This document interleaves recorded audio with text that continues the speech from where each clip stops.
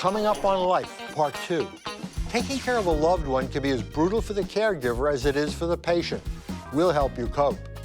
And later, growing older and funnier with Joy Behar. Plus, best-selling author Alex Kate Shulman on an accident that changed her marriage forever. All coming up on Life, Part 2.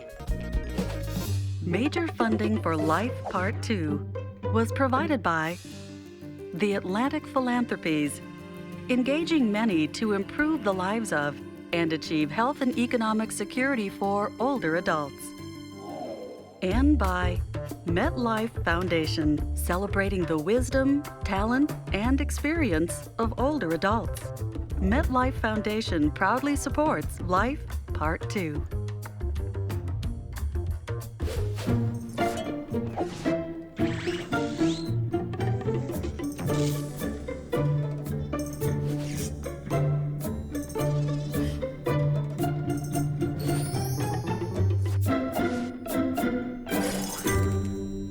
Welcome to Life, Part 2. I'm Robert Lipsyte. Caring for a severely ill loved one can kill you. Nothing illustrates this better than The Forgetting, the Emmy Award-winning PBS documentary on Alzheimer's disease. Since the film was made, 2 of the 3 caregivers died before the Alzheimer's patients they were caring for. Here's a look at one extraordinary caregiver, Harry Fugit and his wife Gladys. Why you stop? Huh? Why you stop? Get on out of my way. You always try to know everything, don't know nothing. I'm gonna get away. I don't want to push I do not want him to push me. I don't want him doing anything. Gladys is operating at the level of the 4-year-old and wanting her way. Sass as he is. My big concern is that he can't understand why his grandmother will love him one minute and then fuss in another. I'm not gonna sway him. Could you push me? No, I'm not pushing you. Look, she's not gonna push me.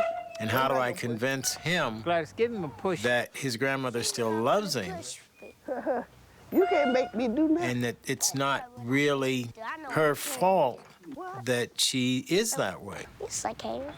You know I'm gonna spank you behind, right? No, you're not. I'll be gone by then. You can't be gone. I disappear myself. You can't disappear nothing. I disappear You can't foot. do nothing but run them ugly mouth. Yes, I can. I'll be dead. I don't like him And I don't like her either. Liar.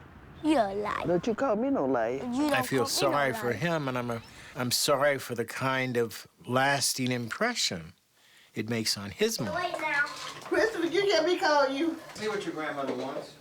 I know what you I'm want. not really sure what would set it off in a given situation. I don't have to. Now, what did I want?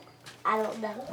You say you know. I did. You don't know nothing. Ow, stop! But you just a smart Off mouth. of me. And it's no way that I can predict when such a thing will occur. No, Ah! go get your bike. Come on. You better go The take biggest that stress I have is when it does occur. Go get the bike. How do I resolve it? How do I calm her down? How do I calm him down?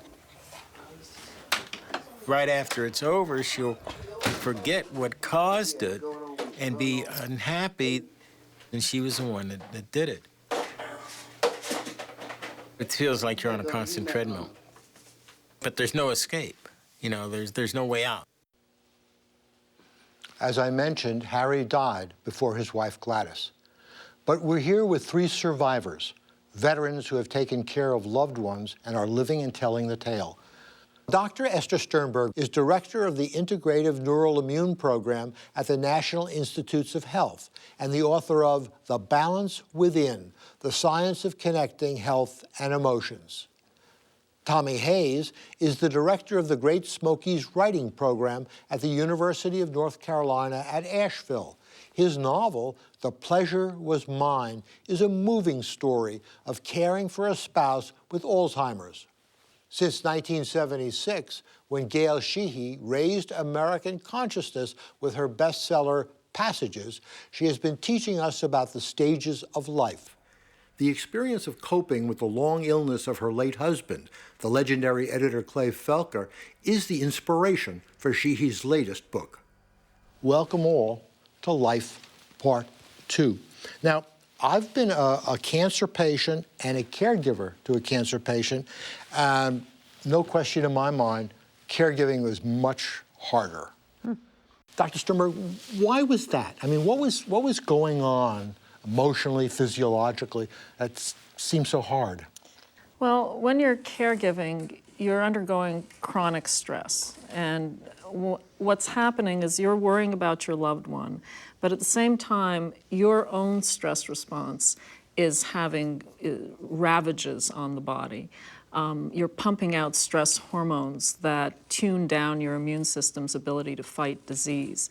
You're anxious, your mood may be depressed. But there is a physiological reason for all of this. I mean, absolutely. I mean, these stress hormones are giving you energy. I mean, they're doing something so for you. Whether you're a fruit fly or a mouse or a cat or a rat or a human, we all have a stress response. And we need it to give us the energy to fight or flee, to focus our attention at the task at hand, and to give us that burst of energy to take care of that loved one. It takes a lot of energy. Right. But the problem is, if that goes on too long, it's like running a car down to, you know, you're driving at 120 miles an hour down the highway and you burn out the motor. Yeah, so I mean, this was created, you know, for the saber-tooth tiger attack, not for this constant grinding. Well, this must have real resonance for you. Oh, yes, it does. I often think, you know, so many people run marathons now. Caregiving turns into a marathon. It starts as a sprint, and really nobody's prepared. Nobody's prepared to take over the duties that, you know, dozens of people do in a hospital over a course of 24 hours. And suddenly, when your loved one is home, it's all on you. And the constant stress, am I doing it right? I must be doing it wrong. He's not getting better. I'm the only one who can take care of him. I'm what stakes, you know, between life and death. And this goes on and on and on. Anybody can do a sprint for months, you know, maybe even 6 months. But this is a marathon, and you have to stop at the water stations. But you hit the wall at some point, didn't you? I did. It was about, you know, after 2 years of constant, towards the end, after 15 years of off and on caregiving. And I suddenly realized I couldn't bring myself to throw away the newspapers and magazines. And in a house with journalists, there's a lot. And, you know, I was dimly aware that there must be something really wrong when you can't do simple tasks like this. Finally, I mentioned it to the doctor, and he said, these are the symptoms of depression. And only because he was able to tell me that that's what it was did I take steps to address it.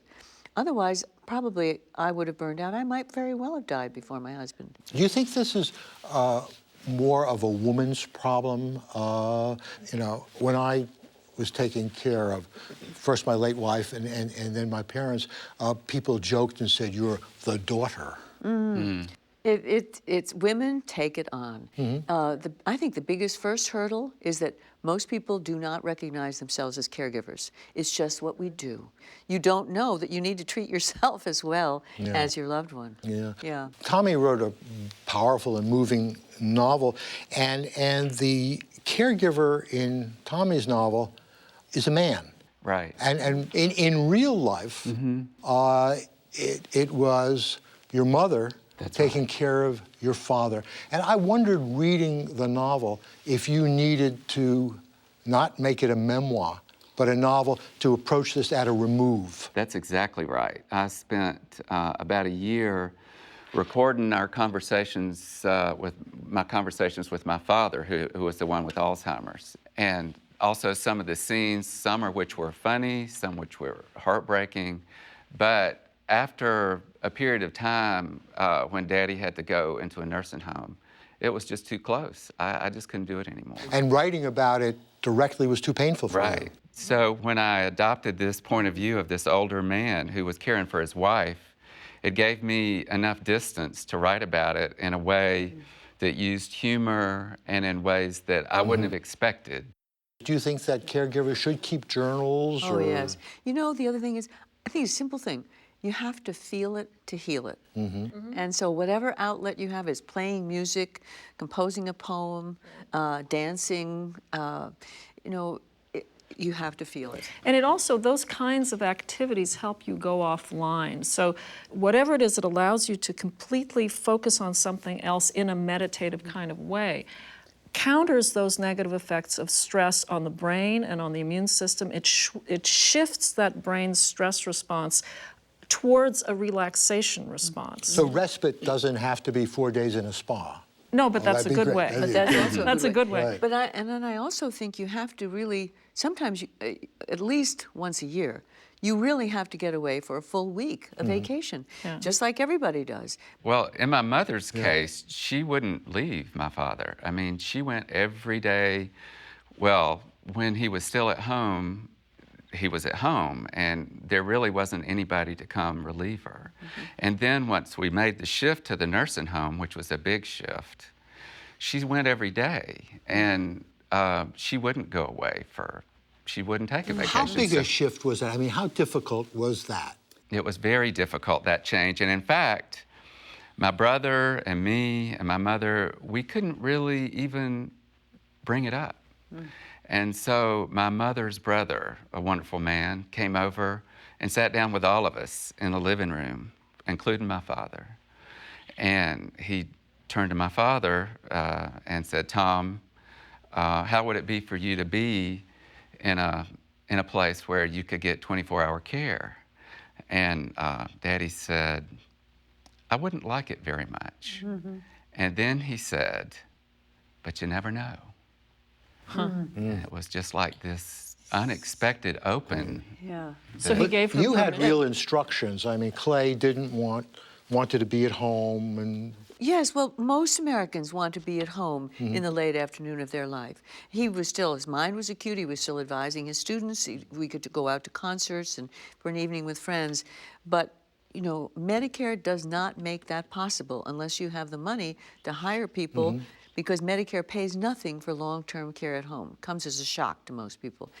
So we're taking down the caregivers who are in their 40s and 50s and 60s, along with the aging parent, in a longevity revolution that we are not recognizing has a downside economically. Well, and it also has a downside from the stress response, because economic distress is a huge stressor. So you're compounding all those personal sort of guilt and feeling stress responses that the caregiver is having from the poignant family situation. You're compounding it with a very real stressor called, you know, how am I going to pay the bills? How am I going to pay the bills? talking about guilt, and I'll go first if you guys don't want to, there have to be moments in the darkness of your soul when you say, die already. You know, I think as caregivers, we all live with the unanswerable question, how long? And so does the patient, and nobody can give you that answer. And so there are days when you say, oh, wouldn't it be better if it was sooner, because there's so little left. But you can't tell what the loved one is going to feel, because they're just able to see the sunrise in the morning. They're just able to hear the voice of a grandchild on the phone, and that may be enough. And then when you think about that, you feel guilty, don't you? Right. Yeah. And there's also another guilt. I mean, I watched my mother care for my father, but I live a little ways away from where they live. So there was my guilt of feeling like I couldn't participate enough. And then my brother, who lives even further away, I'm sure he had even more guilt because he couldn't be there. And so there's guilt radiating out. Let's talk a little bit about what the caregiving we can give or we expect for caregivers. Let's forget about the patient. Right. In my case, I mean, I would just say, okay, Mama, you have the day off. And I will go down that all and sounds spend good, the day but with somehow Daddy, however long. I have a feeling that it was not so easy to say, Mom, you got a day off. Right, You it almost had to wasn't. construct That's a exactly program. right. That's exactly So right. what did you do? I mean, did you have somebody come and drag her away, or? No, I mean, I would call her and we would meet and discuss like the laundry. She would do the laundry at for the nursing home to save money. And so I would meet her at our home, and then I would get the laundry, and she'd tell me which drawer it would go in. And step by step, we would walk through it, and she would say, now make sure that the aides have changed them, because sometimes they forget, you know. And so I had a little checklist. And, but it wasn't just me. I mean, she has a lot of friends, and so, you know, they would stop in. And sometimes we wouldn't always know they'd stopped in because Daddy didn't remember that they had. But there was a sense of support from her friends that was really important. Well, and social support is such an important piece of controlling or diminishing the stress response. Again, there are studies that show that people who are isolated, who have fewer social contacts, a smaller network, they also die sooner. I think the key to it is the family meeting. And the sooner the better, because I've interviewed a lot of families where, you know, if the daughter-in-law or the daughter, you know, steps in and takes over everything, everybody else just sort of drifts away. But if the family meeting happens and then everybody is asked, what can you do? What can you do? Then everybody can feel like they're contributing. It you know, assuages the guilt, and it takes the onus off one person. And it also gives each person a sense of control. Right. Right? You feel you're contributing. And you may say, so the family meeting it's a brilliant idea, because you may think, oh, well, what can I do? I'm not a doctor or a psychologist or whatever. But everybody can do something. Somebody can cook, somebody can do, you know, draw, somebody can drive. Well, the secret then really is, while everybody is well, make a lot of friends, which we are going to do right now. Thank you all so much for joining us on Life, Part 2. I schedule my elliptical machine workouts to watch Joy Behar, the fearless co-host of The View on ABC, where she proves every weekday that humor and honesty are a powerful combination. But I was still surprised by how frank, fierce, and funny she was when we sat down to discuss the pleasures and terrors of her late-blooming career on television. Joy, thank you so much for being with us. This word, funded, which you created. Why aren't you a pundit or a comic or? Well, I am a comic. Yeah. I do stand-up comedy, and The View is kind of a place where I express my opinions quite a bit. And so I came up with Fund It because it seemed to combine what I'm doing, which is to give my opinion about things seriously and to make it fun to do. You know, just before he died, I talked to Alan King, and he was saying that as you grow older, comedy becomes more difficult because you become compassionate and you kind of lose that edge of cruelty that you find necessary. Is that anything, does that resonate with you at all? No, not at all. I don't know that I'm cruel at all. Yeah. I don't think I'm cruel. I mean, there's a certain amount of meanness, I think, that does go with it if you're going to be pointed. Yeah. And your comedy has not changed as you've Well, I've grown a lot. grown wisdom. I think that I'm better at it. I'm much better at it. I've been at it for 25 years. I have much more confidence. I have more subjects to talk about now. I don't understand comedians who start at 21 years old. I mean, what are they going to draw on when they were in utero? I mean, how far back can you go when you're 20? But when you're 40, then you have stuff to talk about. You've been married, you've had jobs, you know people, et cetera. Well, there's a conventional wisdom that women become less afraid as they get older. Do you think that's true? You get to an age, you know, menopausally speaking, where you're like, you know, you don't really care if you're as sexy anymore to men. You know, you have to spend your 20s. It's such a drain on women. You spend your 20s, your 30s, even your 40s trying to be attractive, trying to be demure in a date. I mean, when I met my guy 26 years ago, I was a comic, and I was doing it in the village and here and there, and I never told him for a year, and I was dating him, never told him I was a comedian for a year. Now that tells you something. That's because I didn't want him to get scared of me, because I knew that once you tell a man, you know, that you're a comic, you're standing up there like a guy with a microphone, it's not the most feminine thing to do. And luckily he saw me perform finally, and he laughed. He thought I was funny. He said, yeah, you were very funny, and he was fine. But I wasn't sure if it would work. Let's cut to the face. Cut to the face. Yeah. you talk about Botox. Oh, yeah. You're a fan. I'm a big fan of whatever needles they want to give me in my face, but no knives. Why do you make a distinction? Because I'm afraid of a knife. I see. I don't want an anesthesia. No anesthesia and no recovery. That's my motto. But a few shots to pull this up a little and whatever. I don't mind it. Yeah, you think women should do it? Yeah. You know, you want to look younger the way you feel. I mean, I feel like I'm still 25 or 30. And I don't want to look like an old hag. Yeah. I said to my mother one time, you know, because she always was blonde, and the Italian women, the older they get, the more blonde they get. It's like a thing. And I said to her, "Are you ever going to be a little old gray-haired old lady?" Never. And she died blonde. Does anything scare you anymore? Death. You know, the fear. That's a good one. The fear of pregnancy has been replaced by the fear of death. And so that's where I'm at now. There's no pill yet. There's right? no pill for that, which annoys me. I really don't approve of dying. I think it should be eradicated. It's not being dead that I'm afraid of. It's it's dying. It's the part of dying. Like once I'm dead, bye, that's it. You know, I don't. Oh, wait a minute. You're talking about pain. You're talking about no, just the debilitation. this is what I don't like. The diagnosis. I don't want to hear those words. You know what? It's inoperable, and I don't want to hear that word. Those words. I want them to just, when they know that, they could kill me then. It's okay. You got 6 minutes to. Exactly. Right.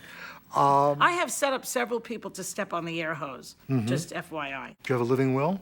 Of course. Do not resuscitate. Although those bracelets can be tricky because you're accessorizing and they think you could pass out, and then they think shouldn't be resuscitated. So it's a gray area here. Until the curtain drops, is your course set? Do you know what you're going to do? Yeah, people say, "What do you want to do next?" Yeah, when you grow up. You know, at a certain point in my life, and it took me many years of psychotherapy, but I started to really live in the moment, which is the goal, really, of anybody. If you really want to live your life, you have to be in that day, and that is my goal. Continues to be my goal, to have the day. That's it. It's like AA says that, one step at a time, but it really is very good for everybody, even if you're not an alcoholic. Yeah. Well, Although thank you I so could much become one for just giving us your moment. You're welcome. It was Joy. lovely. Thank you. Okay. Alex Kate Shulman broke into feminist consciousness in 1972 with the publication of her best-selling novel, Memoirs of an Ex-Prom Queen. It was an ironic look at growing up as a beautiful girl in middle-class America. Her most recent book is a memoir, To Love What Is, and it describes her approach to caring for her ailing husband. 4 years ago, my husband fell from his sleeping loft and suffered a traumatic brain injury which left him unable to remember anything that happened from the day of the accident on. On that day, our marriage, which had been built on equality and autonomy, was transformed forever. My husband sometimes exhibits frightening behaviors typical of his condition, like screaming and cursing when he's frustrated or fearful, things he never did before his fall. It's often very hard to deal with. Still, he is the same dear man I first fell in love with in 1950 and have lived with for more than 2 decades. Behind his symptoms, his self is intact. He is my gentle, loving husband who thanks me a dozen times a day for sticking by him and who takes as much joy as ever in sipping a cappuccino at our favorite cafe or dancing with me in our living room. I don't hold with that widespread cliche that says that people with dementia change their personalities, becoming entirely different people. They may lose the capacity to control their emotions, and many other capacities too, but it's not true that they are no longer themselves and can be dismissed. Even as he gradually gets worse, he remains himself. People ask me why I don't put my husband in a nursing home or hire someone else to care for him round the clock and get on with my life. They don't understand that, aside from the practical difficulties and astronomical costs, he is and always will be a major part of my life. In some ways, paradoxically, we've grown even closer since his accident, now that he's so dependent on me. I realize that the time may come when I'll no longer be able to care for him by myself, and I'll have to follow their advice, but I hope to postpone it as long as possible. And should that day come, I hope I'll be able to adapt to it gracefully. That's my goal, to accept and adapt to whatever comes, to love what is. That's what has enabled me to cope with the many difficulties we've had to confront so far. That's what I count on to carry us through to the end. We wish Alex Kate Shulman and her husband all the best. For now, that's it for Life, Part 2. I'm Robert Lipsyte. Thanks for watching. See you next time, older and better. Are you ready for Life Part 2? Find information, inspiration, All I can tell you is getting old is not for sissies. and insight on life after 50 on pbs.org. Thank you.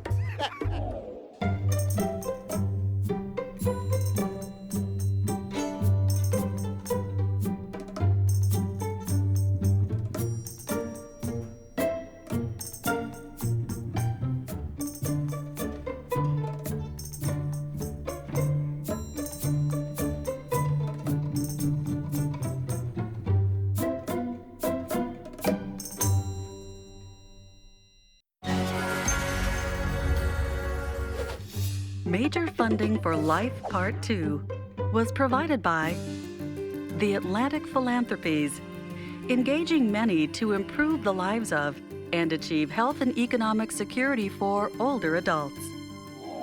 And by MetLife Foundation, celebrating the wisdom, talent, and experience of older adults. MetLife Foundation proudly supports Life Part 2.